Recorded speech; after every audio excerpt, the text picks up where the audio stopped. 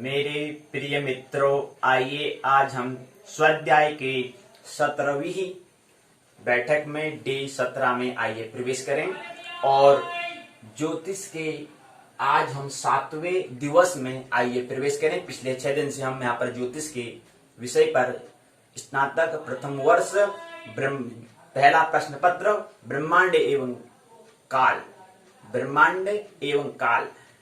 Universe and time के बारे में यहाँ पर बात कर रहे हैं, उस पर हम चर्चाएं कर रहे हैं। आइए आज की पाठशाला में आइए प्रवेश करें।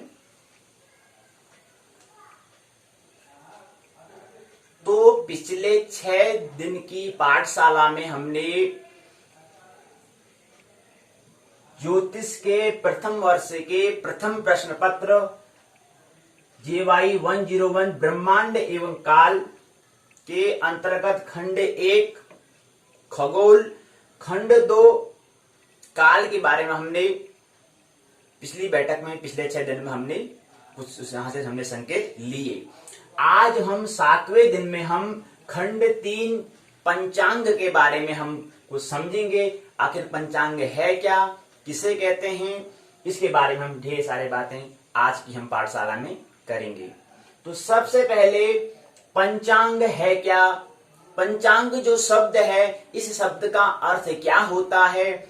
आप जिसे समझते हैं पंच मन होता है 5, अंग मन होता है अंग मन हिस्सा, जिसके 5 हिस्से हो वो पंचांग कहलाता है। तो 5 हिस्से मतलब 5 कौन कौन से अंग हैं, आइए इसको समझते हैं।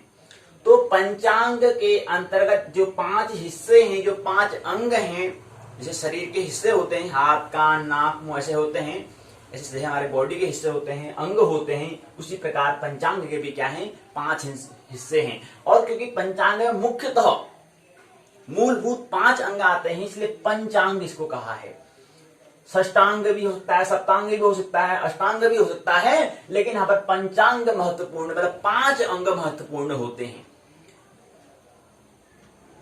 समझ रहे हैं आप। पंच प्लस अंग, पंचधन अंग बन जाएगा पंचांग। दीर्घ संधि यहाँ पर भी संधि हो रही है, पंच प्लस अंग बन गया तो ओ प्लस ओ बराबर क्या हो गया, आ हो गया। और ओ प्लस ओ बराबर क्या होता है, आ होता है। ये नियम कौन सा कहता है, ये किस संधि में होता है, वो दीर्घ संधि में होता है। आगे आने वाली जो संस्कृत हमारी पाठशाला होगी उस पर हम ढेर सारी चर्चा करेंगे, थोड़ा हम यहाँ पर संधियों के बारे में समझेंगे।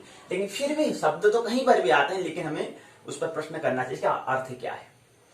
तो पंच प्लस अंग 5 जिसके अंग हो वो पंचांग कहलाता है। तो पंचांग के जो 5 अंग हैं, कौन कौन से 5 अंग हैं, आइए इसको समझते हैं। सबसे पहले पंचांग के 5 अंगों में सबसे पहला जो अंग है उस अंग का नाम है तिथि। पंचांग के 5वें अंक जो हम 5 अंग जो हम कह रहे हैं, उसमें जो दूसरा अंग है वह है वार, तीसरा अंग है नक्षत्र, चौथा अंग है योग और 5वां अंग जो है हिस्सा जो है वह क्या है, करण है। तो ये तिथि, वार, नक्षत्र, योग और करण के योग को हम क्या कहते हैं, पंचांग कहते हैं। पंचांग में हम मूलभूत हम क्या करते हैं, तिथि, वार, नक्षत्र, योग और करण को समझते हैं। तो तिथि कितनी होती हैं, तिथि क्या है और वार क्या है, ये हम आज की पाठशाला में समझेंगे। उसके बाद आने वाले पाठशाला में हम नक्षत्र, योग, करण के बारे में हम समझेंगे। तो सबसे पहले तिथि कितनी होती हैं या तिथि किसे कहते हैं, पिछली बैठक में भी हमने समझा था। सप्ताह, पक्ष, मास, अधिमास जब वहां पर समझ रहे थे तो वहां पर भी हमने संकेत दिए थे कि तिथि किसे कहते हैं। तो यहां पर भी हम समझेंगे तिथि किसे कहते हैं और वार किसे कहते हैं। तो आज की बैठक में मुख्य 2 बिंदुओं पर, तिथि और वार पर, प्रथम 2 अंग जो है तिथि और दूसरा अंग जो है वार, इस पर हम चर्चा करेंगे। तो आज की तिथि क्या है पहले इसको समझें, क्योंकि हम प्रारंभ यही आज से ही करेंगे। तो जो वर्तमान में चल रहा है, तो आज की तिथि, वैसे हम तारीख की बात करते हैं तो आज है 29/9/20, लेकिन तिथि कौन सी है, तिथि है त्रयोदशी, त्रयोदशी है। और वार क्या है, मंगलवार है। नक्षत्र क्या है, शतभिषा नक्षत्र है। योग क्या है, सूल है। करण क्या है, कौलव है। तिथि 13 क्या दिखा रहा है, क्या समझते हैं तिथि 13, त्रयोदशी से आप क्या समझते हैं। वार मंगलवार है, क्या समझते हैं इससे, वार मंगलवार कहे जा रहे हैं, क्या इसका मतलब समझते हो। जो चिंतन करने वाले, जो अथक शोध करने वाले व्यक्ति हैं या जो ऐसे विद्यार्थी हैं, उनको प्रश्न करना चाहिए, क्योंकि सबसे पहले अनिवार्य होता है प्रश्न।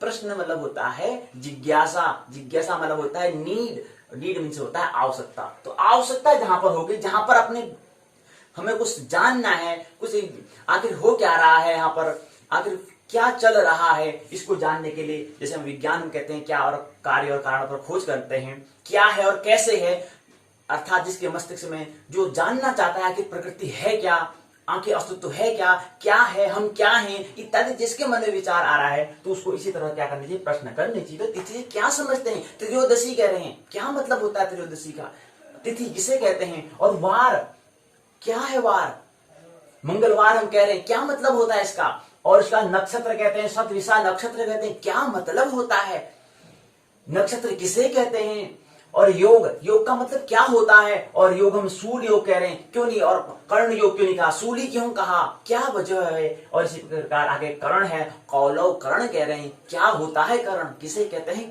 कर्ण। तो इन 5 भाग हैं, एक पिछले 1-2 दिन बैठक में ये हम पंचांग में समझेंगे। तो सबसे पहली बात, तिथि जो होती है 30 होती है, वार जो होते हैं 7 होते हैं, सभी को पता है, लेकिन फिर भी हमें क्या करना है, उसको समझना है। पता तो सबको होता है, जानकारी सबको है, लेकिन पता समझ किसको है, उसका मतलब किसको, मतलब अर्थ किसको पता है, कुछ ही लोगों को पता होगा। लेकिन हम जब वार कहते हैं तो उसका मतलब क्या है, हमें तो उसको समझने का हम प्रयास करेंगे आज की पाठशाला में। तो तिथि 30 होती है, 30 कौन कौन से होते हैं उसको समझेंगे, वार 7 होते हैं, कौन कौन से वार होते हैं उसको समझेंगे, नक्षत्र 27 नक्षत्र होते हैं, वो कौन से 27 नक्षत्र हैं इसको समझेंगे, नक्षत्र किसे कहते हैं पहले तो ये महत्वपूर्ण है, तब जाकर उसके नक्षत्र कितने वो समझ में आएगा। उसके बाद योग 27 होते हैं, कर्ण 11 होते हैं, तो कितने होते हैं, तिथि 30, वार 7, नक्षत्र 27, योग 27, कर्ण 11 होते हैं। ये हम यहाँ पर समझ लेंगे कितने होते हैं, ये हम पहले बात को आपको सूचना हम यहाँ पर साझा कर दे रहे हैं कि ये चीज है, आखिर कितने हैं। तो आज का पंचांग में बता दे, तो आज सूर्योदय कितने बजे हुआ, 6:16 में। क्या है 6:16 से आप क्या समझते हैं, मतलब क्या है 6:16, 5 कहां गया, 4 कहां गया, 3 कहां गया, तो ये क्या है, ये सूर्योदय हम कह रहे हैं कि 6:16 में, सूर्यास्त कह रहे हैं कि 18:17, माफ करना 18:07 में सूर्यास्त होगा, और सूर्योदय 6:16 में हुआ, क्या मतलब, ये जो हम 6:16 कह रहे हैं, ये भारतीय मानक समय के हिसाब से कह रहे हैं। ये मानक समय क्या होता है, ये समय क्या होता है, बात तो हम पूरी यही चलेगी ब्रह्मांड और काल, ब्रह्मांड है क्या है और कैसे है, ये हम समझ रहे हैं, और साथ साथ काल क्या है, टाइम क्या है, इसको भी समझ रहे हैं। तो हम कह रहे हैं कि मानक समय क्या है, फिर ये मानक समय क्या होता है, फिर ये भारतीय मानक समय क्या होता है, इस पर हम बात करेंगे। तो हम कह रहे हैं कि भारतीय मानक समय के हिसाब से सूर्योदय कितने बजे होगा, 6:16 में सूर्योदय हुआ आज, और सूर्यास्त कितने बजे होगा, 18:07 में क्या होगा, सूर्यास्त होगा। तो सूर्योदय कितने बजे होगा, 6:16 में, और सूर्यास्त 18:07 में होगा। तो ये बात समझिए। तो तिथि क्या है, वार क्या है, इस पर तो हम अभी आज की बैठक में वार्तालाप करेंगे, लेकिन कुछ भी आवाज हम समझ लें। तो हमने कहा सूर्योदय 6:16 में, सूर्यास्त 18:07 में हुआ। अब इसी क्रम में महीना कौन सा है, महीना कौन सा है, मास कौन सा है, आश्विन मास है, अश्विन मास महीना मतलब, और संवत कौन सा है, 2077 संवत है, कौन सा संवत है, विक्रम संवत है, और साके कौन सा है, 1942, हिजरी सन क्या है, 1442 है।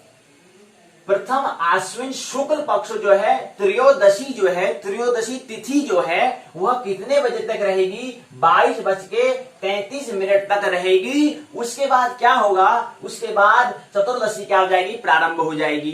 तो त्रयोदशी कितने बजे पूर्ण हो रही है, 22:33 तक उसका क्या है, त्रयोदशी रहेगी। उसके उपरांत क्या हो जाएगा, उसके बाद चतुर्दशी प्रारंभ हो जाएगी, चतुर्दशी प्रारंभ हो जाएगी। यानी कि 13वां हिस्सा कब पूर्ण हो जाएगा, 13वां जो भाग है वो कब पूर्ण हो जाएगा, 22:33 पर, और 14वां जो भाग प्रारंभ हो जाएगा 22:34 से क्या हो जाएगा, प्रारंभ हो जाएगा चतुर्दशी, मतलब 14वां हिस्सा।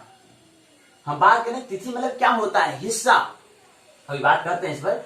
और उसके बाद नक्षत्र कौन सा है, सदभिषा नक्षत्र है। ये कितने बजे तक रहेगा, 24:47 तक रहेगा।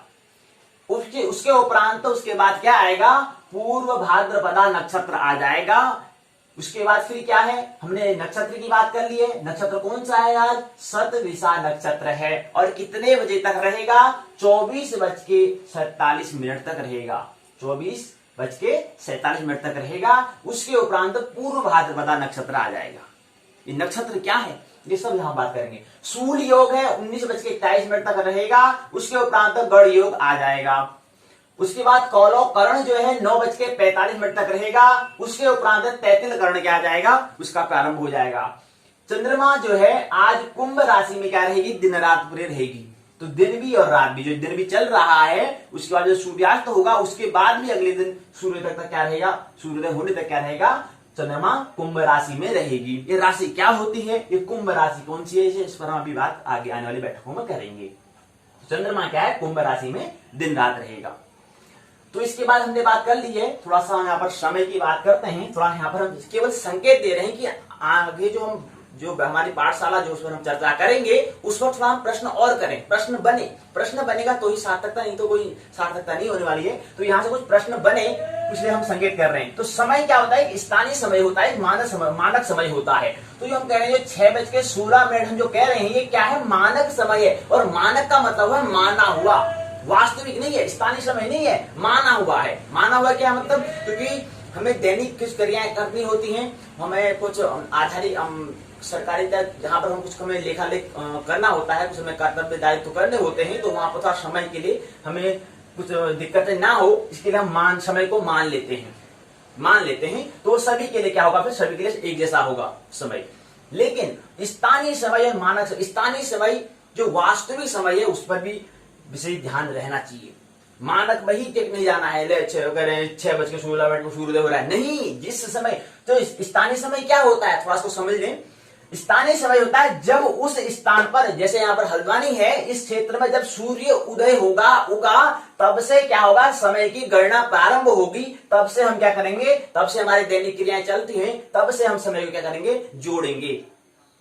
तो अभी कितना वक्त हुआ है, 6:16 से हुआ है सूर्य, ये तो फिर मानक समय है। लेकिन पहले तो हमें मानक समय और स्थानीय समय जो है, इसमें पहले समय कैसे निकालते हैं वो आना चाहिए, तब जाके हम स्थानीय समय अच्छे से हम क्या कर सकते हैं, समय की गणना कर सकते हैं। अभी तो हमें पता ही नहीं स्थानीय मानक क्या होता है, कुछ भी पता नहीं। अभी तो हाँ 6 बजते हैं, हाँ बज रहे हैं भाई, 7 बज रहे हैं, हाँ 7 बज रहे हैं, 9 बज रहे तो 9 बज रहे हैं, नहीं पता ही नहीं है। लेकिन प्रश्न करें आगे, इस पर हम विचार करेंगे, इस पर चर्चा करेंगे।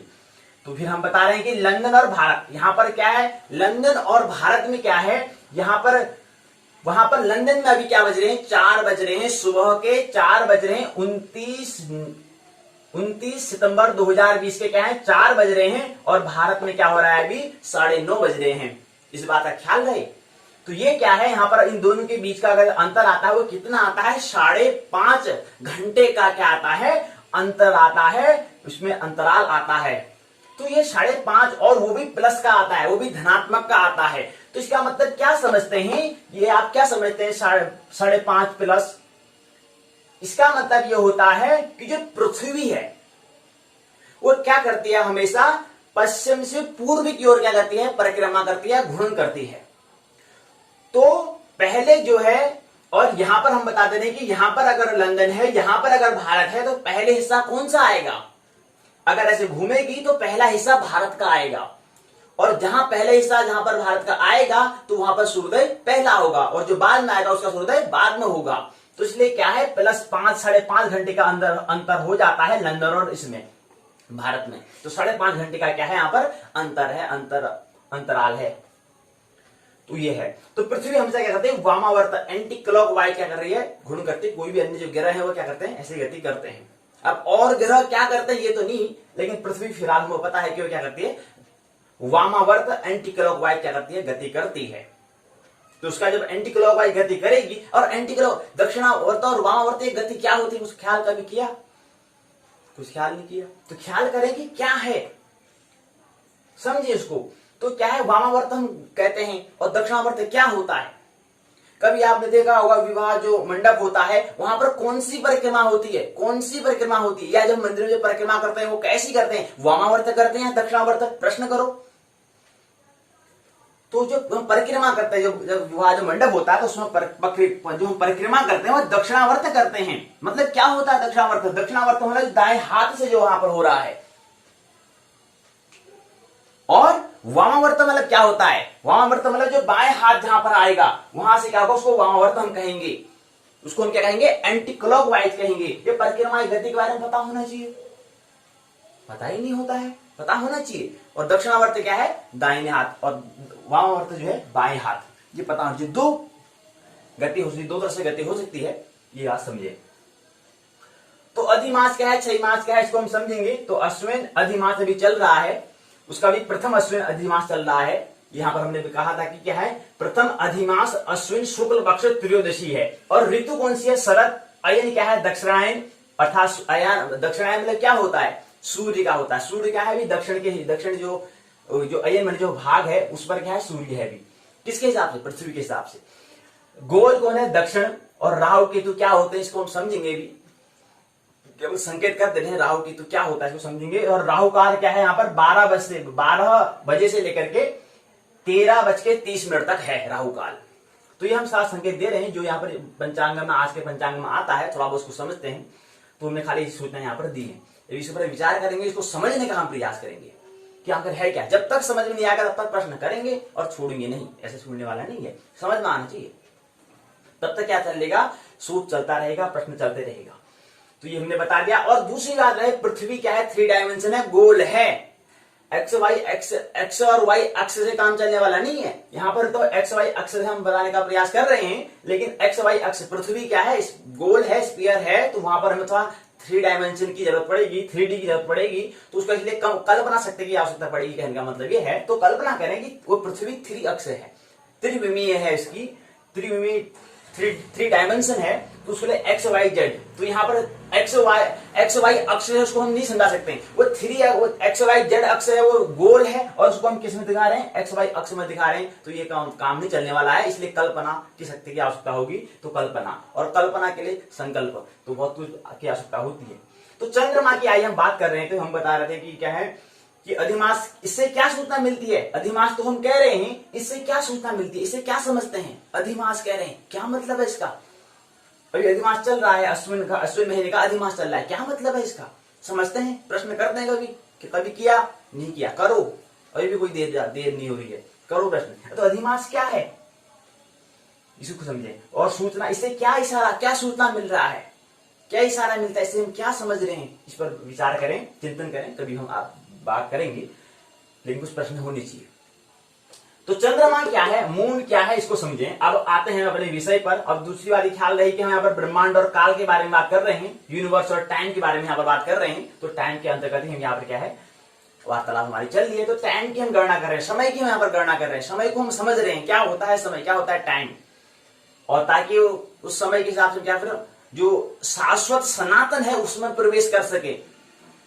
प्रवेश तो शाश्वत सनातन में करना है, लेकिन फिर भी हमें टाइम तो होता है जो प्रकृति के अंतर्गत आता है। तो प्रकृति से हम कैसे ब्रह्म की ओर प्रवेश करें, प्रकृति से कैसे हम ब्रह्म की ओर यात्रा हो, उस पर हमारा प्रयास। तो आइए चंद्रमा क्या है तो समझे। तो चंद्रमा में हमने कहा क्या करती है, हमेशा वो गति क्या करती है, वो हमेशा क्या करती है, घूमती है। किसकी परिक्रमा करती है? पृथ्वी की क्या करती है, परिक्रमा करती है। अर्थात पृथ्वी की क्या करती है, वो चारों ओर की ओर गति करती है। मोशन में है, गति में है, गति अवस्था में है चंद्रमा। तो हमेशा क्या करती है, वो पृथ्वी की क्या करती है, चारों ओर इसकी गति करती है। अर्थात क्या करती है, सर्कल में क्या करती है, गति करती है। कभी आपने प्रश्न किया चंद्रमा या कोई भी चीज वो गोल ही क्यों घूमती है? कभी प्रश्न किया? प्रश्न करो। तो चंद्रमा हम कह रहे हैं कि चंद्रमा क्या करती है, हमेशा क्या करती है, पृथ्वी की गति करती है, गति अवस्था में है, लेकिन एक वृत्त के, एक सर्कल में, एक वृत्त में करती है। एक उसको तो हम परिक्रमा कहते हैं, उसी को हम परिक्रमा करते हैं। तो इसका संकेत समझो कि क्या है, इसको हम क्यों सभी लोग गोल ही क्यों घूमते हैं, इस पर विचार करें। तो हम कह रहे हैं कि चंद्रमा क्या है, गति करती है, लेकिन हमेशा क्या करती है, वो घूर्णन नहीं करती है, वो अपने अक्ष में गति नहीं करती है। वो क्या करती है, पृथ्वी की क्या करती है, परिक्रमा करती है, पृथ्वी के चारों ओर गति करती है। तो ऐसे जैसे पृथ्वी घूमती है ऐसी घूमती नहीं है। तो हमने कहा गति भी दो तरह से हो सकती है, तो याद रहे। तो घूर्णन नहीं करती है, वो क्या करती है, परिक्रमण करती है, चारों ओर मतलब चारों ओर भ्रमण करती है, परिभ्रमण करती है किसकी, पृथ्वी की चारों ओर क्या करते हैं, परिभ्रमण करता है। कौन करता है, चंद्रमा। तो चंद्रमा का हमेशा क्या होता है, आधा भाग दिखता है, आधा भाग दिखाई नहीं देता है। तो चंद्रमा का जो एक जब घूमती है उसका एक क्या बनता है, एक सर्कल बनता है, एक वृत्त बनता है। उस वृत्त को हम अगर क्या करें, उस वृत्त का जो बनता है, तो उस वृत्त के जो चंद्रमा है उसको हम 30 भागों में अगर बांट दें, 30 हिस्से अगर कर दें, तो 30 हिस्से करने के बाद क्या बन जाता है, उसके ठीक आधे हिस्से को हम शुक्ल कह दें और ठीक आधे हिस्से को हम कृष्ण पक्ष कहेंगे। पक्ष हमने कहा ना, पक्ष मैंने बात की थी पिछली बैठक में, तो उसको हम आधे भाग को एक पक्ष, आधे भाग को आधा भाग मीन्स पक्ष, आधा भाग मीन्स पक्ष, जो उसका वृत्त एक सर्कल बना उसका आधा भाग क्या कहलाएगा, एक पक्ष कहलाएगा और आधा भाग एक पक्ष कहलाएगा। पक्ष का मतलब होता है आधा, ठीक है। तो उसके आधे भाग जहां पर उजाला क्या होगा, कृष्ण काला, कृष्ण पक्ष जहां पर होगा, जहां पर कृष्ण में होता है काला, जहां पर मतलब अंधेरा बढ़ता रहेगा उस भाग को हम कृष्ण पक्ष कहेंगे, और जहां पर उजाला बढ़ता रहेगा उसको हम शुक्ल पक्ष कहेंगे। और अभी क्या है, शुक्ल पक्ष है, अश्विन शुक्ल पक्ष त्रयोदशी। क्या मतलब है इसे, क्या समझते हो, अश्विन मेला हो गया, अश्विन महीने का, शुक्ल पक्ष हो गया मतलब चंद्रमा का वह भाग जहां पर उजाला बढ़ रहा है, जहां पर क्या हो रहा है, उजाला की मात्रा अर्थात चंद्रमा हमें ज्यादा दिखाई दे रहा है, आज थोड़ा ज्यादा, कल थोड़ा और ज्यादा, कल और थोड़ा ज्यादा, तो त्रयोदशी है, चतुर्दशी है। और शुक्ल पक्ष क्या होता है, शुक्ल पक्ष क्या होता है, पूर्णिमा, कृष्ण पक्ष अमावस्या, शुक्ल पक्ष पूर्णिमा, एक फॉर्मूला याद रहे। तो शुक्ल पक्ष होने वाला है, यानी कि उजाला बढ़ता जा रहा है, और यहाँ पर त्रयोदशी हो चुकी है, चतुर्दशी आने वाली है। हमने बताया चतुर्दशी कितने बजे आएगी, 22:34 से प्रारंभ हो जाएगी। तो चतुर्दशी उसका क्या आने वाला है, शुक्ल पक्ष है, शुक्ल पक्ष अमावस्या, कृष्ण पक्ष अमावस्या, शुक्ल पक्ष क्या है, पूर्णिमा वाली। तो पूर्णिमा मतलब क्या है, चंद्रमा का जो आधा भाग है वो हमें पूर्ण दिखने वाला है। वो कब दिखने वाला है, त्रयोदशी के बाद चतुर्दशी, चतुर्दशी के बाद तो पूर्णिमा। ये गौर करें, और पूर्णिमा नहीं है तो शाम को देखें, चंद्रमा को देखें, हमें दिखेगा, और वो पूर्ण नहीं दिख रहा है, याद रहे, उसका आधा भाग हमें पूर्ण दिख रहा है। और पूर्ण आधा भाग पूर्ण दिख रहा है, पूरा भाग पूर्ण क्यों नहीं दिखता है, इसका प्रश्न सीधा सा उसका उत्तर है क्योंकि चंद्रमा क्या है, एक ही गति करती है, दो गति नहीं करती, अपने घूर्ण गति नहीं करती है, इसलिए उसका आधा भाग हमें दिखता है। तो यहां पर बता दिया हमने। अब क्या है कि हमने एक बात कर ली कि क्या है, अश्विन शुक्ल पक्ष क्या है, त्रयोदशी है। तो त्रयोदशी में 13 हिस्से वाले भाग उसने क्या कर लिया है, शुक्ल पक्ष का आधा भाग का 13 भाग पूरा कर लिया है। उसका फिर क्या होगा, 14वां भाग होगा, फिर 15वां भाग जिसको हम क्या कहते हैं, पूर्णिमा कहेंगे। उसके बाद फिर क्या आ जाएगा, शुक्ल पक्ष के बाद फिर आ जाएगा कृष्ण पक्ष आ जाएगा। तो इस प्रकार से जो हम क्या कह रहे हैं, तिथि का मतलब होता है हिस्सा, भाग।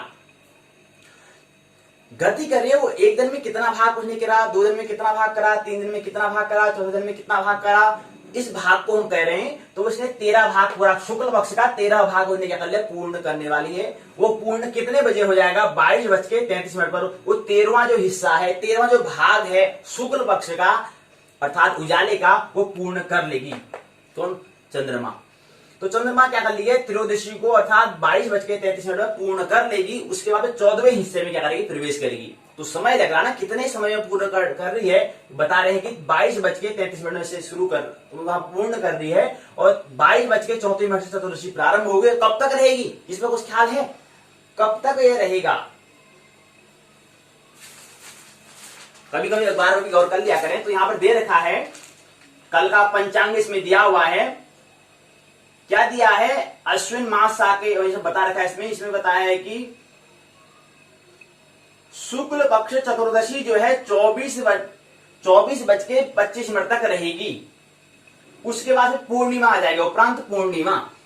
तो 24:25 यानी 24 घंटे 25 मिनट जो है, यहां पर क्या हो जा रही है, चतुर्दशी पूर्ण हो जा रही है। तो यहां पर समझे त्रयोदशी कितने में पूर्ण हो रही है, 22:33 पर हो रही है। यहां पर इसको समझें, हमने कहा कि ये त्रयोदशी वो क्या है, 22 बजे तक, त्रयोदशी जो है 22:33 तक क्या हो जा रही है, पूर्ण हो जा रही है। अर्थात चतुर्दशी जो है वो कितने बजे प्रारंभ हो रही है, 22:34 से प्रारंभ हो रही है। और चतुर्दशी पूर्ण कब हो रही है, चतुर्दशी पूर्ण हो रही है तुम्हारी 24:25 तक, 24:25 तक।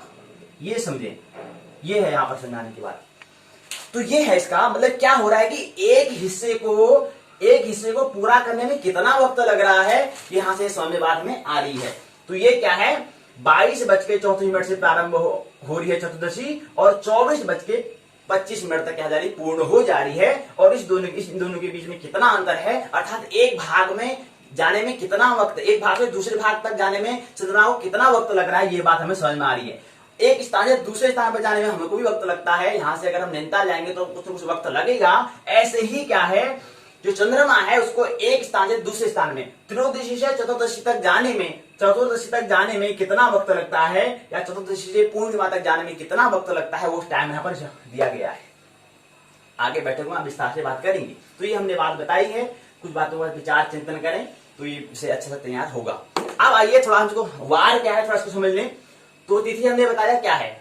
अब वार क्या होता है, वार मतलब हमने कहा कि वार का मतलब होता है दिन और रात का योग को हम वार कहते हैं। तो मंगलवार है जहां पर दिन और रात का योग को हम वार कह रहे हैं, जहां पर 12 घंटे का दिन और 12 घंटे की रात और 12 घंटे पर 24 घंटा हो जाता है। हमने बताया था कि पृथ्वी क्या है 23 घंटे 56 मिनट 46 सेकंड तक क्या करती है, उसमें अपना चक्र पूरा कर लेती है, एक घूर्णन पूरी कर लेती है। उसी हिसाब से 24 घंटे बताए हैं। तो उस जो पृथ्वी का एक घूर्णन जो पूरा जो समय है उसको वार कहते हैं, ये बात समझिए।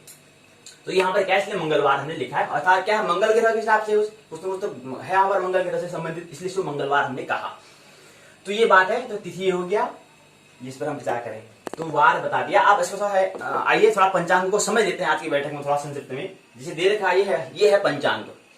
इस पंचांग को हमें समझना है। इस पंचांग पर हमें जो संकेत दिए हैं, इस संकेत को, इस सिग्नल को हमें समझने का प्रयास करना है। तो ये पंचांग दिया हुआ है। इस पंचांग में हमें क्या क्या अध्ययन जैसा हमें करना होता है, देखो इसमें बता रखा है। इसमें पहले इन्होंने अनुक्रमणिका लिखा है, प्रकाशीय लिखा है, संपादकीय के बारे में लिखा है, अगस्तोदय रहस्य के बारे में बता रखा है, संदिग्ध व्रत और पर्व निर्णय के बारे में बताया है, सफल विषुवत संक्रांति चक्र के बारे में बताया है, वामपाद दोष और पैट और अपैट क्या होता है इसके बारे में, पंचांग परिचय उसकी घोषणाएं के बारे में, गणित की दृष्टि में पंचांग केंद्र के बारे में, मुख्य व्रत और उनकी तालिका पर्व तालिका के बारे में बताया है, दीपावली पूजा मुहूर्त के बारे में बताया है, दशाधिकारी फल बताया है, श्री भैरव भवानी संवाद के बारे में बताया है, शुभ विवाह मुहूर्त के बारे में बताया है, उपनयन शिलान्यास मुहूर्त के बारे में बताया है, वंशावली ज्योतिष परंपरा के बारे में बताया है, द्वादश राशि वार्षिक भविष्य फल के बारे में, आय व्यय चक्र के बारे में, ग्रहण विवरण के बारे में, वर्ष लग्न जगल लग्न के बारे में बताया है, सर्वार्थ सिद्ध योग के बारे में, अमृत सिद्ध योग के बारे में, गुरु पुष्य अमृत योग के बारे में, रवि पुष्य अमृत योग के बारे में, द्वि पुष्कर योग के बारे में, त्रिपुष्कर योग के बारे में, ग्रह प्रवेश मुहूर्त के बारे में, तंत्र मंत्र यंत्र साधना काल के बारे में, ग्रहों के नक्षत्र राशि संचार के बारे में, ग्रहों के वक्री मार्ग और उदया अस्त के बारे में बता रखा है। इसी प्रकार क्या है दैनिक ग्रह स्पष्ट रवि क्रांति वेदनांतर के बारे में, समस्त संक्रांति निर्णय के बारे में, चंद्रमा का नक्षत्र चरणों में प्रवेश के बारे में, प्रतिदिन का पंचांग पक्षाचार के बारे में, दैनिक लग्न सारणी, पंचांग लग्न सारणी, दशम लग्न सारणी, लग्न परिवर्तन तालिका, उत्तराखंड के सूर्योदय और सूर्यास्त के बारे में, मध्यम सूर्योदय उदय और अस्त के बारे में सारणी, उत्तराखंड के अक्षांश देशांतर के बारे में, जनपदवार सूक्ष्म पलभा के बारे में, घात चक्र के बारे में, भारतीय अक्षांश देशांतर के बारे में, विदेशों के अक्षांश देशांतर के बारे में, सर्वोपयोगी हड़ा चक्र, हुडा चक्र होता है ना, वही है, हुडा चक्र के बारे में बता रखा है। तो ये सर्वोपयोगी जो हुडा चक्र है उसके बारे में बता रखा है। वर वधु मेलापक सारणी के बारे में बताया है, वर वधु के विवाह होने से पहले उसका मेल हमें करना चाहिए, इसके बारे में यहाँ पर बताया है। विवाह मेलापक और दोष परिहार के बारे में, षटवर्ग चक्र के बारे में, विश्वंतोत्तरी दशा होती है, दशा और महादशा होती है, दशा को ही उसका बड़ा रूप महादशा हम कहते हैं। तो विंशोत्तरी दशा, योगिनी महादशा चक्र, वर्षफल विधान, अग्निवास चक्र, राहुकाल समीक्षा, मुहूर्तराज अभिजित, काक विष्टा विचार, चतुर्घटिका मुहूर्त, रवि चंद्र गुरु शुद्ध सारणी, पैट अपेट चक्र, नवग्रह दर्शन तालिका, अंधाधिलोचन नक्षत्र राशि दर्शन तालिका, गुणमूल, नक्षत्र विचार, शनि 7.5 विचार, शास्त्रीय वचन के बारे में, अपूर्व 7.5 चक्र, शनि गोचर और ढैया चक्र, विभिन्न उपयोगी मुहूर्त, रत्न रहस्य, पंचांग यहाँ पर क्या होता है फिर पूर्ण हो जाता है। तो इस विषय अनुक्रमणिका जो है उसके अंतर्गत ये बताया हुआ है। तो क्या क्या जैसा हमें पंचांग में अध्ययन करना होता है, क्या क्या जैसा पंचांग में होता है, ये यहाँ पर हमें स्पष्ट दिखाई दे रहा है। ये देखें, ये हमें बताया है यहाँ पर, वही इसी क्रम को फिर उन्होंने आगे से पंचांग में इस पुस्तक में पंचांग के माध्यम से बताया है। ये चीज में दिया है।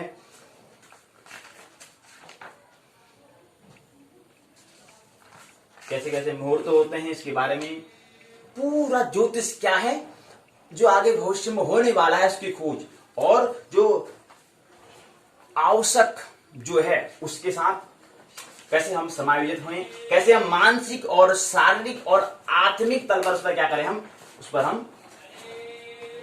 तथाता को, शांति को प्राप्त करें। ऐसी कुछ खोज है ज्योतिष की, इसमें दिया हुआ है। जो यहाँ पर विषय अनुक्रमणिका में दिया है वही इसमें विस्तार से बताया हुआ है।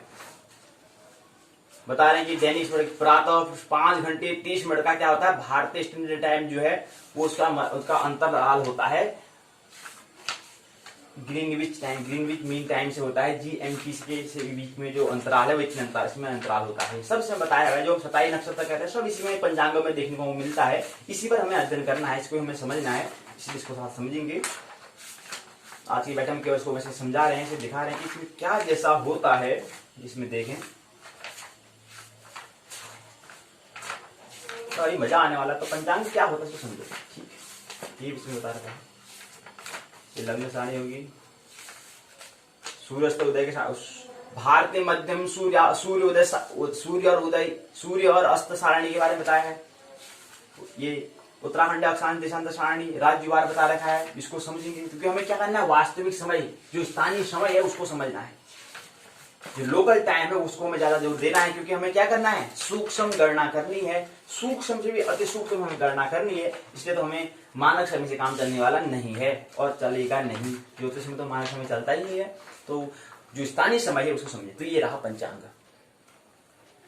अब इसी क्रम में क्या होता है, थोड़ा सा इसको हम कैलेंडर का भी माध्यम देखें, इसमें दे रखा है, कहीं से भी हम समझ सकते हैं संकेत को। तो यहाँ पर ही बता रखा है, सदृशा नक्षत्र है और आश्विन शुक्र और 13 लिखा है। तो ये क्या है, और मैंने बताया अधिमास और आश्विन आप समझते हैं, आश्विन महीना चल रहा है और क्या है यहाँ पर 13 क्या है यहाँ पर आज तिथि है, और सदृशा क्या है नक्षत्र है, और गते यहाँ पर बता रखा 13 है और गते कितना है 13 है। गते मतलब क्या होता है कि ये अश्विन महीने का हमने बताया कि क्या है, जो श्रावण मास होता है, जो पृथ्वी के हिसाब से भी महीना होता है, पृथ्वी के हिसाब से भी हम समय की गणना करते हैं, तो उसके हिसाब से भी हम गते कहते हैं। जो पृथ्वी के हिसाब से हम गणना करते हैं उसको हम गते कहते हैं। ऐसी बात को समझे। तो ये इस कैलेंडर में इसमें दिया हुआ है, बाकी ढेर सारे बातें इसको समझेंगे। तो जो अनिवार्य है, जो इसेंशियल है, उसके साथ हमें परम स्वीकार तथाता में उसको प्रवेश करना है। इसलिए हमें समझना है कि क्या यथार्थ चीज है, क्या वाक्य, क्या सत्य क्या है, उसको समझना है और उसके साथ में कहना है समायोजन होना है। उससे फिर हमें कोई तरह से हमें क्या करना है, होता ना, 2 तरह से गति होती है। एक कथा है कि एक नदी में क्या थे, 2 पत्ते क्या कर रहे थे, यात्रा कर रहे थे। एक पत्ता क्या है, नदी के साथ क्या कर रहा था, तैर रहा था। जहां को नदी का प्रवाह था, पत्ता भी वहीं को क्या कर रहा था, वहीं को, मतलब कुछ नहीं कर रहा था, बस वो तैरते जा रहा था। लेकिन एक पत्ता उसमें ऐसा था, वो ठीक नदी जहां को प्रवाह हो रही है ठीक विपरीत दिशा में क्या कर रहा था, गति कर रहा था। और बड़ा संकेत क्या है कि हमें प्रवाह होना है, बहना है, मतलब जो अनिवार्य है, अर्थात कर्ता से हमें दृष्टा में हमें जाना है। करने वाला कोई और होता है, हम तो केवल देखने वाले होते हैं, दृष्टा होते हैं। इस पर हमें जाना है। तो ये पत्ते जो नदी तरफ, जहां नदी को बह रही है, जहां को नदी का प्रवाह है, वहीं को हमें बहना है। तो उसी प्रकार को ज्योतिष का भी इस तरह ही संकेत है कि जो अनिवार्य है उसके साथ हमें क्या करना है, परम स्वीकार हमें करना है, उसके साथ हमें क्या करना है, समायोजन करना है। और जो व्यर्थ की जो हमारी झंझटें हैं, जो व्यर्थ के हमने मन में पाल रखे हैं, जो मन में जो उसको ही हम मनोचिकित्सा कहते हैं, तो उसकी मनोचिकित्सा हमें करनी है, मन की चिकित्सा हमें करनी है। हम खुद कर सकते हैं, वो ध्यान का मार्ग से हम कर सकते हैं। तो ये ढेर सारी बातें हैं और भी बहुत कुछ होते हैं, इसको हम समझेंगे। अब देखें अब क्या है विश्वविद्यालय यूओयू का जो पाठ्यक्रम है, आइए उसको समझने का हम प्रयास करें।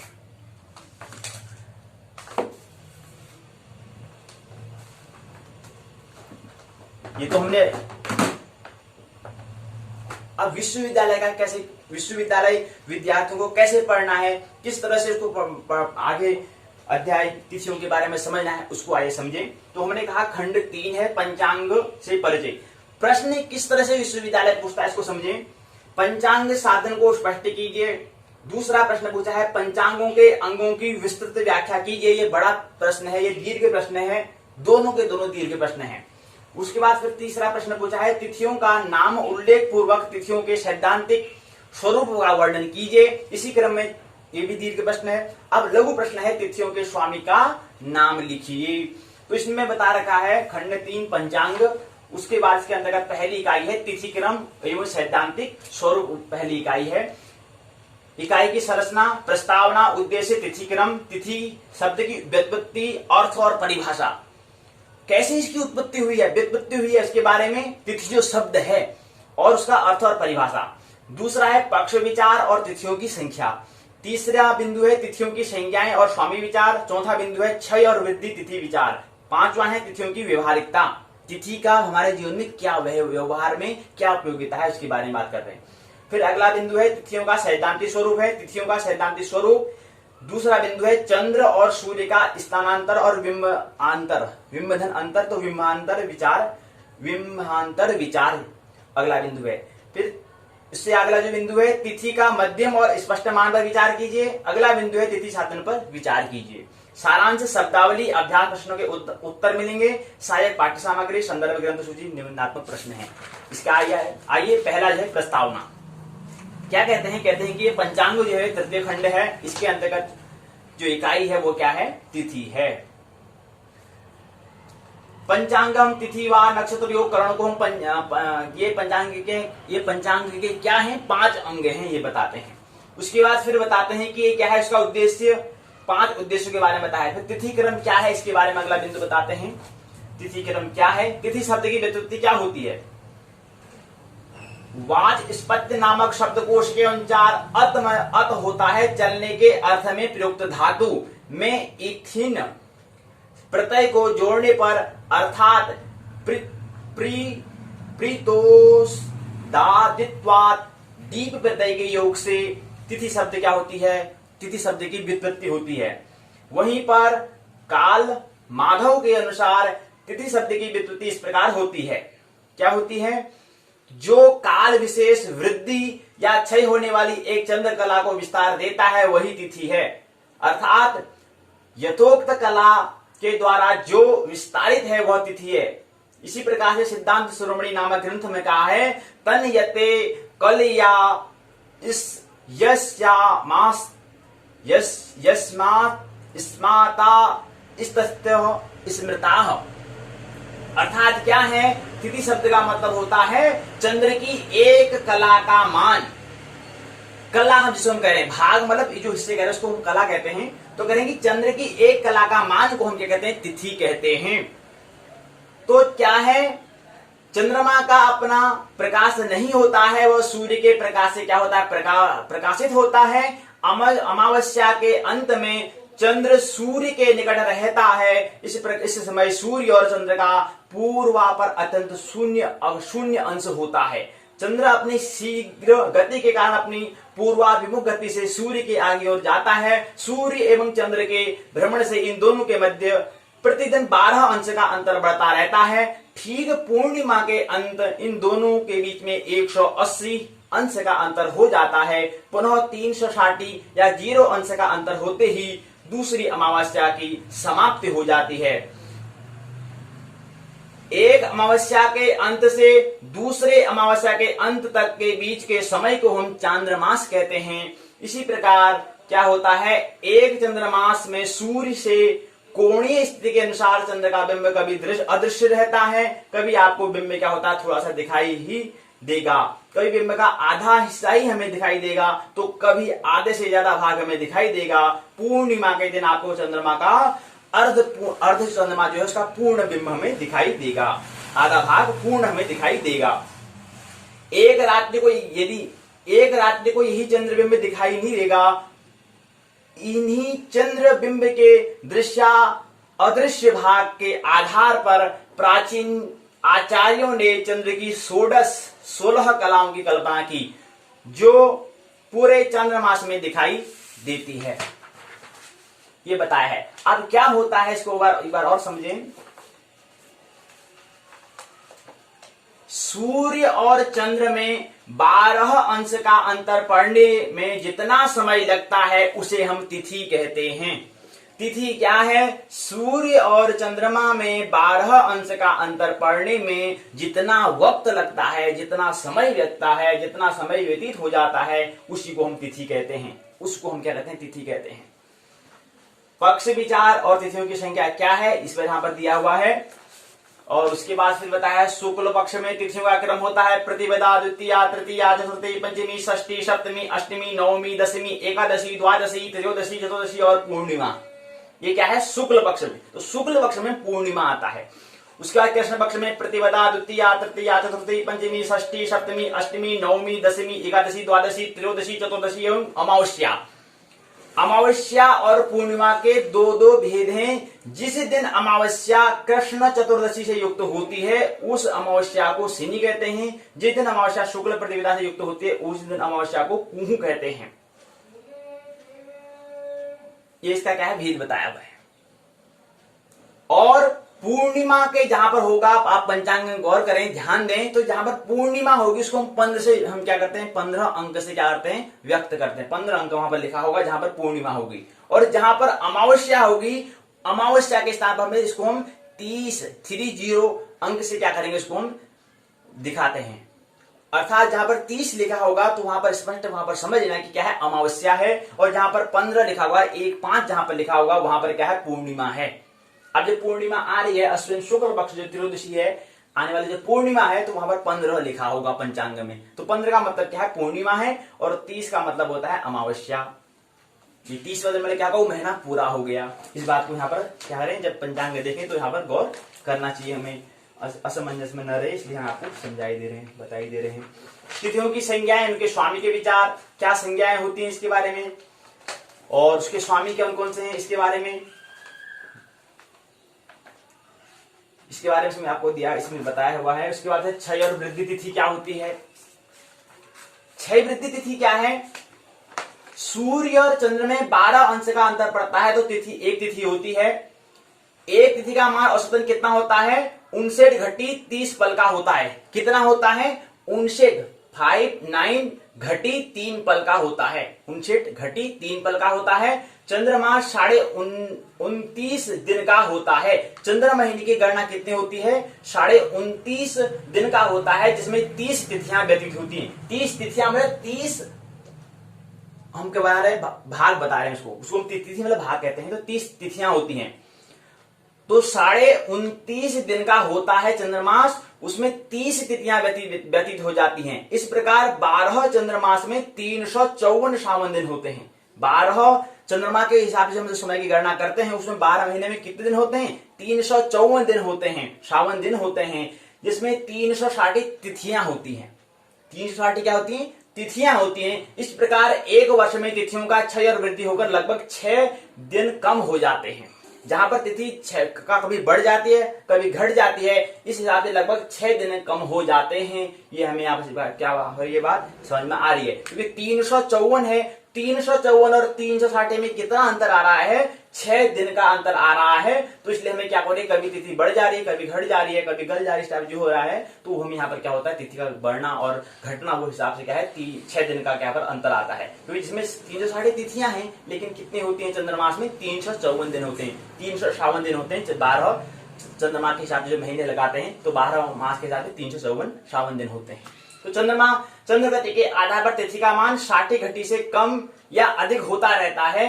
तो प्राचीन विद्य बाण विधि रक्षया सिद्धांत के अनुसार न्यूनतम कम से कम क्या होगा? 54 घटी और अधिक से अधिक 65 घटी तक होगा। तो कोई तिथि ज्यादा चली जाएगी, कोई तिथि कम चली जाएगी, लेकिन बैलेंस से कितना बना रहेगा? वो बना रहेगा 29.5 दिन का।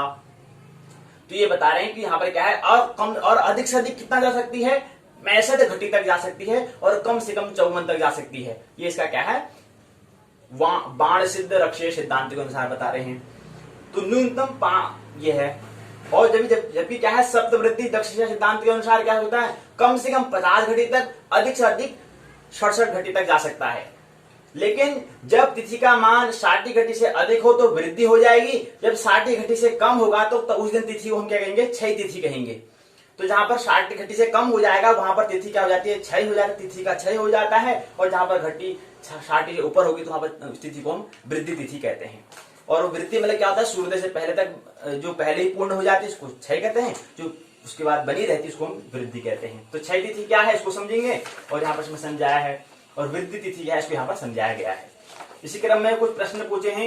एक तिथि का औसत मान कितना होता है, 12 चंद्रमास में कितने सावन दिन होते हैं, बाण वृद्धि रक्षा सिद्धांत के अनुसार न्यूनतम तिथिमान कितना होता है, जो तिथि किसी भी दिन सूर्योदय के समय न हो उसे क्या समझना चाहिए। कह रहे देखो समझो, कह रहे हैं कि जो तिथि किसी भी दिन सूर्योदय के समय न हो उसे हम क्या समझेंगे, वृद्धि तिथि समझेंगे, क्षय तिथि समझेंगे, आधी तिथि समझेंगे या सम तिथि समझेंगे। इस तरह से प्रश्न बने हैं। जो तिथि किन्हीं दो सूर्योदय के समय लगातार पंचांग में बनी रहती है उसे हम क्या समझेंगे, सम तिथि, वृद्धि, क्षय या न्यूनतम क्या समझेंगे। ये प्रश्न इस तरह से पूछे हैं। इसी क्रम में आगे क्या होता है कि तिथियों का व्यवहारिकता, हमारे जीवन में क्या इसके व्यवहार में उपयोग आने वाले हैं, कुछ यहाँ पर फिर प्रश्न पूछे हैं। निम्न तिथि का गणेश व्रत से संबंधित है, पूर्णिमा तिथि से निम्न पर्व का संबंध है, निम्न पर्व तिथि का महत्व नहीं है, मुस्लिम पंचांग आधारित है। ये प्रश्न पूछे हैं। फिर पूछा है जिस दिन पूर्णिमा शुक्ल चतुर्दशी से युक्त होती है उस दिन को हम क्या कहते हैं, पूर्णिमा को अनुमति कहते हैं, अनुमति कहते हैं। इसी प्रकार से रिक्त स्थान दिया हुआ है। ये सही है गलत है इसे बताओ। एक अमावस्या के अंत से दूसरी अमावस्या के अंत तक बीच के समय को हम सौरमास कहते हैं, क्या सही है गलत है। सप्तमी तिथि के स्वामी सूर्यदेव हैं, क्या सही बात है या गलत है। द्वादशी को रविवारों को अधम कच योग बनता है, क्या सही बात है या गलत है। सूर्योदय के समय जो तिथि किसी भी दिन पंचांग में नहीं बताई गई है उसे वृद्धि तिथि समझना चाहिए, क्या सही बात है ये या गलत बात है। रिक्त स्थान से बताया, इस तरह से प्रश्न पूछे गए हैं। सैद्धांतिक स्वरूप तिथि का स्वरूप क्या है इसके बारे में यहाँ पर दिया हुआ है। शुक्ल पक्ष की तिथियां, कृष्ण पक्ष की तिथियां बताया हुआ है। सामान्यतः क्या था, 30 दिनों का एक महीना होता है, ये हमें पता होना चाहिए। और यहाँ पर एक बात और थोड़ा सा और समझ लें कि क्या होता है, सूर्य जब तक एक राशि पार करता है तब तक चंद्रमा क्या है, 13 राशियों को पार कर लेता है। चंद्र अपनी शीघ्र गति से क्या करता है, 12 राशियों को पार करते हुए सूर्य राशि को भी पार कर लेता है, सूर्य से संयोग कर लेता है। मतलब बात समझ में नहीं आई तो करें, सूर्य जब तक एक राशि पार करता है, जैसे हम कर संक्रांति, मकर संक्रांति इत्यादि बोलते हैं, तो उसी प्रकार से क्या करता है, चंद्रमा क्या कर लेता है, उतने समय में चंद्रमा 13 राशियों को पार कर लेता है। तो फलतः क्या होता है, एक चंद्रमास में सूर्य और चंद्र की गतियां के अनुसार 13 राशि माइनस 1 राशि अर्थात 12 राशि हो जाता है। तो 12 राशि अर्थात 360 अंश ये गति है। तो चंद्रमा तीव्र गति करता है और सूर्य थोड़ा कम गति करते हैं। तो इसलिए सामांत क्या होता है, 30 दिन का एक महीना हो जाता है। अमांत से दूसरे अमांत तक चंद्रमास में भी 30 चंद्र दिनों की कल्पना की गई है। इन्हीं चंद्र दिनों को हमारे पूर्वज ऋषि मुनियों ने 30 तिथियों के नाम से अभिव्यक्त किया। आप जानते हैं कि एक चंद्रमास को चंद्र कलाओं के बढ़ते और घटते के क्रम अनुसार हम शुक्ल और कृष्ण पक्ष 2 भागों में हमने इसको बांटा है। प्रत्येक पक्ष में 15 तिथियां क्या होती हैं, परिगणित होती हैं, जो प्रतिपदा इत्यादि संज्ञाओं नाम से जानी जाती है। तो शुक्ल पक्ष की तिथियां क्या होती हैं हमने बता दिया, प्रतिपदा से लेकर के पूर्णिमा तक, और कृष्ण पक्ष में क्या होता है, प्रतिपदा से लेकर के अमावस्या तक। हम समझ चुके हैं बात को। इसी प्रकार से क्या है, बहुत प्रश्न पूछे गए हैं। चंद्र का एक भगण पूर्ति काल प्राय होता है, दर्श सूर्य इंदेशु संगमः, यह कथन है। एक तिथि का मान होता है, कितना होता है, इसमें पूछा गया है। इसी प्रकार से चंद्र और सूर्य का स्थानांतरण और बिंब का अंतर के हिसाब से क्या होता है, राहु केतु होते हैं। तो राहु और केतु क्या है, चंद्र और सूर्य का स्थानांतरण और बिंब के अंतर के विचार से क्या आते हैं, राहु और केतु आते हैं। तो यहाँ पर जो बिंदु दिया है, चंद्र और सूर्य का स्थानांतरण और बिंब अंतर के विचार से क्या आता है, जो स्थानांतरण है राहु और जो बिंबांतर है केतु। तो राहु केतु क्या है, छाया ग्रह हम कहते हैं। ये हम बात समझिए। यहाँ पर से क्रांति, संपात, नाड़ी वृत्ति क्या है, इसको हम समझेंगे। यहाँ पर इसके बाद अक्षांश सर, कदम्ब, ये क्या है? यहाँ पर प्रश्न पूछे हैं। चंद्रबिंब का वास्तविक भ्रमण होता है। चंद्रबिंब का वास्तविक भ्रमण होता है क्या? किससे होता है? क्रांति वृत्त से उत्तर और दक्षिण स्थित गृहादि के अंतर को कहते हैं। क्रांति वृत्त में 90 अंश अक्षांश की दूरी पर परिकल्पना की जाती है। क्रांति वृत्त में चर की सराग्र में स्थिति को कहा जाता है। काल ज्ञापक वृत्त है। तिथि का मध्यम और स्पष्ट मान बताइए। क्या होता है तिथि का?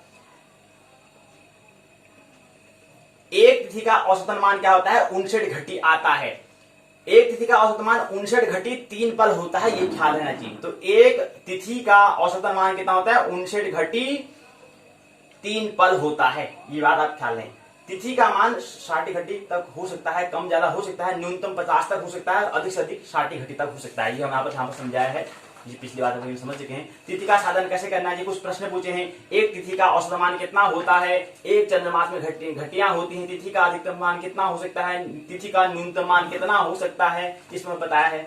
इसके बाद फिर क्या लिखा है यहाँ पर? तिथि साधन हेतु आवश्यक मान, तिथि साधन की विधि क्या है, यहाँ पर उसको हम समझेंगे। इसी क्रम में फिर आगे बता रखा है कैसे इसको साधन करते हैं, इसके बारे में तिथियों का कैसा साधन करना है, कैसे साधन किया जाता है, यहाँ पर बताया है। सूत्र कुछ बता रखा है। विकलामत भौतिकाल गुणा 60 भागा विकलात्मक गत्यात्मक बराबर घट आदि भौतिकाल। तो भुक्तकाल 2 घटी 33 पल में भौतिकाल 54 घटी 10 पल को जोड़ने से तिथि का संपूर्ण मान 56 घटी 43 पल हो जाता है। ये संक्षेप में यहाँ पर सूत्र बताया है। तो सूत्र के हिसाब से क्या करते हैं, कैसे 59 घटी 3 पल आया, इसको निकालने यहाँ पर साधन बताया है, कैसे निकाला जाता है उसको यहाँ पर बताया है। प्रश्न पूछा है, एक राशि में अंश होते हैं, एक कला में विकलाएं होती हैं। तिथि के भुक्तकाल को जानने के लिए निम्न सूत्र ऐसा है। कौन सा सूत्र है? तिथि साधन सूत्र में गत्य अंतर से तात्पर्य है। सही गलत बताइए, इसमें पूछा गया अभ्यास प्रश्न। अमांत से दूसरे मान तक चंद्रमास में 15 चांद्र दिनों की कल्पना की गई है। एक तिथि का मान 720 कला होता है। क्रांति वृत्त से उत्तर दक्षिण स्थित ग्रह आदि के अंतर को अक्षांश या सर कहते हैं। तिथि का न्यूनतम मान 30 घटी तक होता है। विकलात्मक भौतिकाल गुणा 60 भागा विकलात्मक गत्यात्मक बराबर घट आदि भौतिकाल होता है। ये प्रश्न पूछे हैं, अभ्यास प्रश्न पूछे, अभ्यास करो। रिक्त स्थान भरो बताया है। ऐसी कुछ 2-3 प्रश्न यहाँ पर पूछे गए हैं। फिर सारांश शब्दावली। पूर्वापर अंतर, पूर्व से पश्चिम के बीच के अंतर को पूर्वाभिमुख मतलब होता है पूर्व की ओर मुख करके चलने वाला। जैसे ग्रह क्या होते हैं, पश्चिम से पूर्व की ओर चलते हैं। वाण वृत्ति अक्षर ये बता रखा है। क्षय वृत्ति तिथि क्या होती है, भगण पूर्ति, त्रैमासिक अनुपात क्या होता है ये पता है, यामोत्तर क्या होते हैं इसमें से बताया है। इसी क्रम में क्या होता है, यहाँ पर जो अभ्यास प्रश्न के उत्तर दिए हुए हैं और सहायक पाठ्य सामग्री बता रखा है। उपयोगी जो पाठ्यक्रम है सामग्री है, जो किताब उसके बारे में बता रखा है, कुछ ग्रंथ के बारे में बता रखा है और कुछ निबंधात्मक प्रश्न है। पहला प्रश्न है, तिथि शब्द का अर्थ परिभाषा को स्पष्ट करते हुए तिथियों के क्रम की विवेचना कीजिए। तिथियों के स्वामी का उल्लेख करते हुए तिथियों की विभिन्न संज्ञाओं को स्पष्ट कीजिए। तिथियों की क्षय वृद्धि का उदाहरण देकर सैद्धांतिक कारण बताइए। तिथि का सैद्धांतिक स्वरूप की विवेचना कीजिए। तिथियों के व्यवहारिक महत्व एक पर एक निबंध लिखो। तिथि साधन कीजिए। अगर ये हो तो तिथि कैसे साधन करेंगे, तिथि साधन करो। अगर ये होगा तो सूर्य इतना है, चंद्र इतना है, सूर्य गति इतनी, चंद्र गति इतनी है, तो तिथि का साधन करो। सूर्य गति ये है, चंद्र गति ये है, सूर्य गति ये है, चंद्र गति ये है, तो तिथि का साधन करो। तो कैसे साधन करेंगे तिथि, ये साधन करने के बारे में यहाँ पर बताया है। तो ये तिथि साधन करने के बारे में हमें आना चाहिए। तो यहीं पर क्या होता है, इकाई पहले पूर्ण होती है, दूसरी इकाई है जिसका उसका नाम है नक्षत्र क्रम और अंशात्मक विभाजन। ये नक्षत्र के बारे में हम कल बात करेंगे, लेकिन आज की बातें में हम संक्षेप में ये समझे कि तिथि और वार किसे कहते हैं, ये हम समझे। अगला बैठक जो हमारे जो रहेगा वो नक्षत्र के बारे में समझेंगे कल की बैठक में। तो मानने की आवश्यकता नहीं है, जानने की, समझने की, चिंतन करने की आवश्यकता है, तब जाके कुछ आविष्कार होगा, उससे पहले नहीं। मेरी बातों को इतने प्रेम पूर्वक शांति पूर्वक सुना, बहुत बहुत अनुग्रहित हूँ। अंत में सबके भीतर बैठे हुए परमात्मा को प्रणाम करता हूँ। मेरा प्रणाम स्वीकार करें।